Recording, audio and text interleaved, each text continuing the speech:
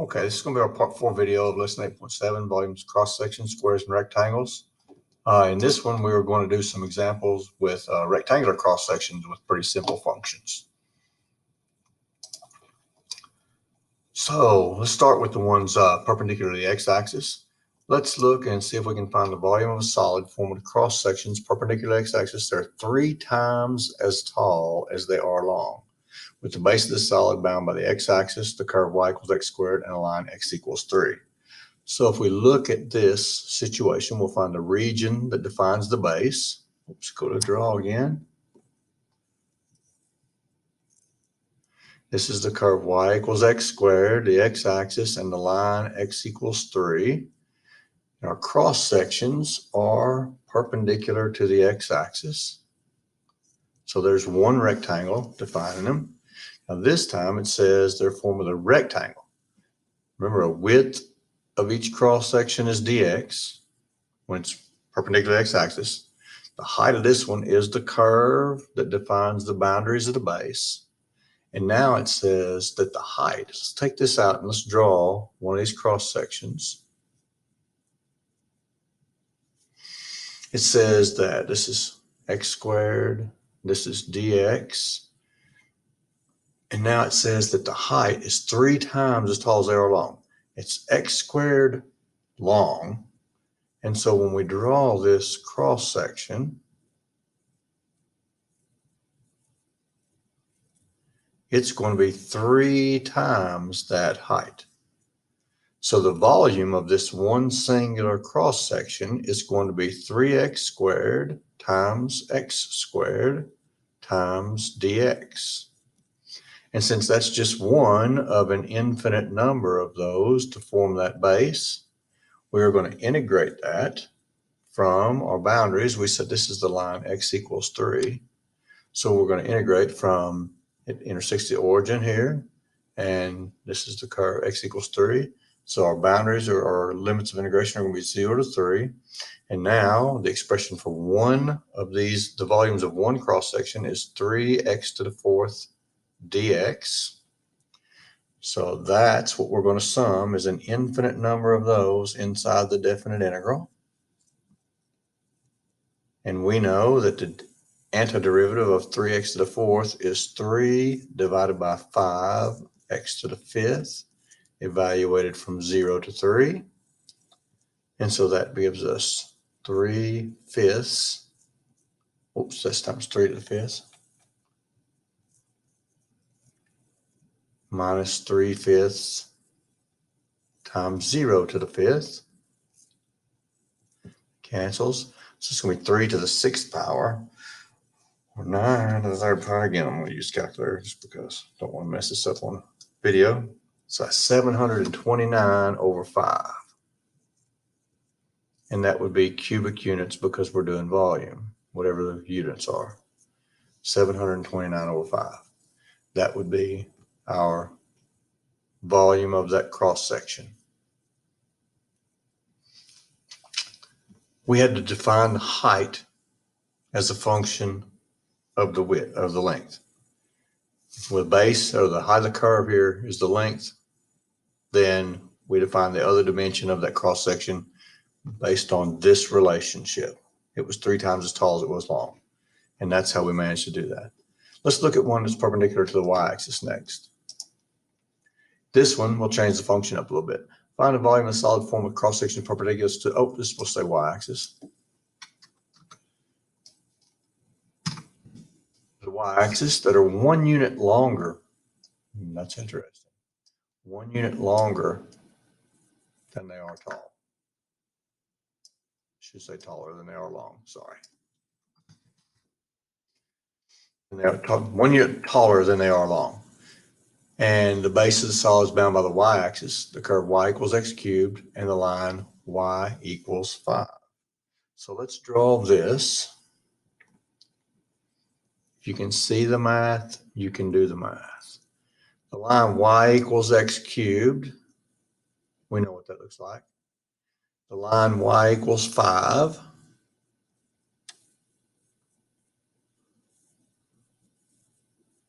And the perpendicular cross sections to the y-axis, the width of which is dy. Now we need to figure out, this is our y-axis, or sorry, our x-axis, and this is our y-axis. I'm going to invert that to make this more familiar to me. And so, go back to my black pen. If I invert that and solve this for x in a moment, remember, whenever I do this, whenever I change the y to become the independent variable, it just reflects all of this across the line y equal x. And so it just basically flips this y-axis to become the x-axis and the x-axis to become the y-axis, but it just reflects everything across the line y equal x. That's what we're doing here. So the line y equals 5, if I make this the y-axis and this the x-axis, here's the line y equals 5. But it reflects this curve across the line y equal x. So this becomes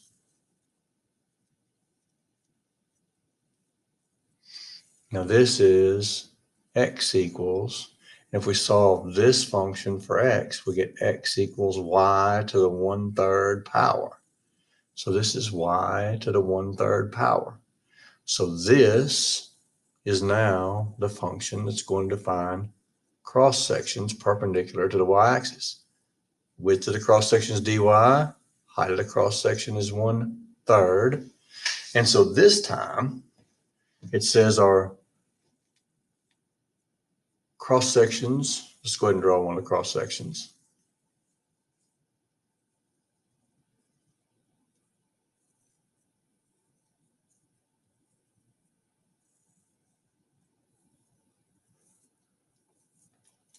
This time, if we got y to the 1/3 here and dy here, this time it says that it's 1 unit taller. So this would be y to the 1/3 plus 1. And the volume of one of those cross section is going to be y to the 1/3 plus 1 times y to the 1/3 times dy. If we distribute that and make it a little easier to do, y to the 1/3 times y to the 1/3 is going to be y to the 2/3, and then plus y to the 1/3, and all of that times dy. That's the volume of one of our cross sections. So now I'm going to integrate that. So I sum the infinite number from y equals 0 to y equals 5. That was y equals 5. And I'm integrating the volume of that one cross section, y to the 2/3 plus y to the 1/3 times dy.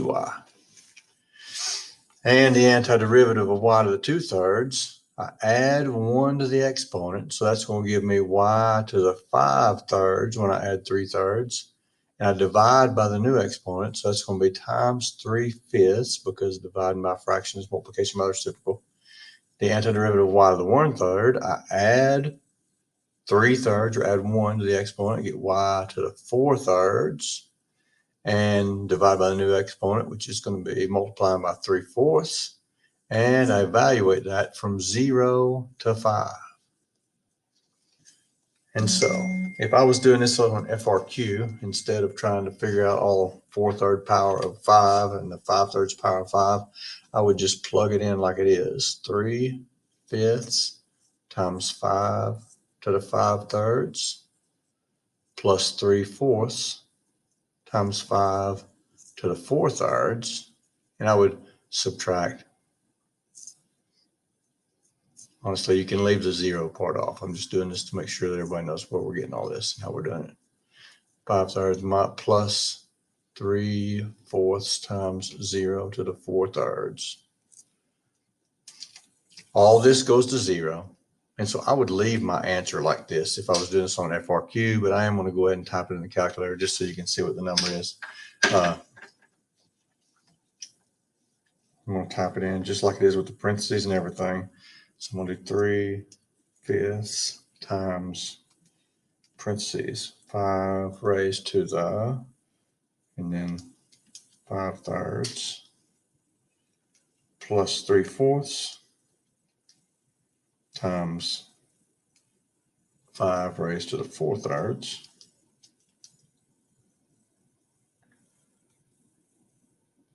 And that's going to give me, again, if this was an FRQ, I would leave it like it is. I would not go any farther because you take a chance on messing up. But now we're going to leave it like this, and or if we were typing in a calculator, we'd end up with 15.184. Remember, 3 decimals. It's easiest just to chop it off at 3 decimals. That way you never make a mistake, because if you round improperly, then you get docked for that. 15, well, I can't make the point there, but that's 15.184. And that's going to be units cubed because we're doing volume. And that's how we do examples with rectangles. We determine the height of the rectangle based on the relationship with the base, the length of the base. That's what we have to do. Whatever this says up here, when it says 1 unit taller than they are long, if this is how long the cross section is, then 1 unit plus that is how tall the cross section is. Then we determine the volume of one cross section, and we integrate those using our limits of integration to find the infinite number of rectangles that form this cross sections, and that gives us our volume of a solid.